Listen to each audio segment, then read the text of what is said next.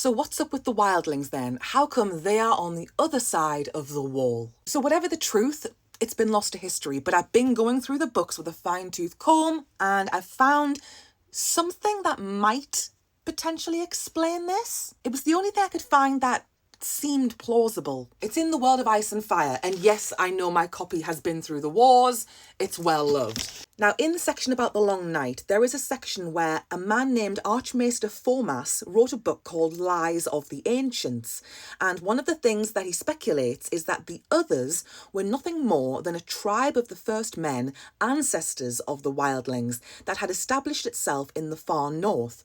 Because of the Long Night, these early Wildlings were then pressured to begin a wave of conquests to the south. That they became monstrous in the tales told thereafter, according to Formas, reflects the desire of the Night's Watch and the Starks to give themselves a more heroic identity as saviours of mankind, and not merely the beneficiaries of a struggle over dominion. This is what I think happened.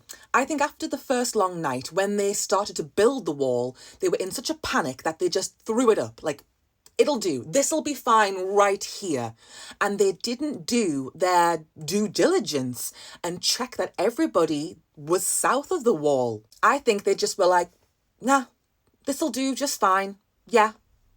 Who cares? I can see people justifying it to themselves as, this'll do, we'll just put it up here. We haven't got time to faff on.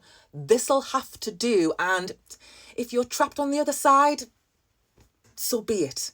And I don't think they spent as much time making sure everyone was behind the wall on the correct side, the safe side. If this is true, if this is what really happened, you can understand why the free folk have huge animosity, in particular for the Northerners, but especially for the men of the Night's Watch, because not only did they man the wall that was keeping people from safety, but the Night's Watch would then invade their territory on rangings. Like, we're not good enough for you to save, but you're going to come out into our territory and attack us.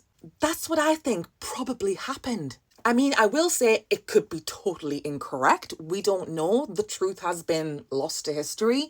However, this would explain the animosity between the free folk and everyone on the other side of the wall. It's the only thing I could find that would make sense as to why the wildlings, the free folk, were abandoned. Is it because their culture is just different and they have different ways and rules? I don't know. But I think they were very much considered outsiders, others in a human sense, and that has been correlated to the others in the scary, fantastical, magical sense.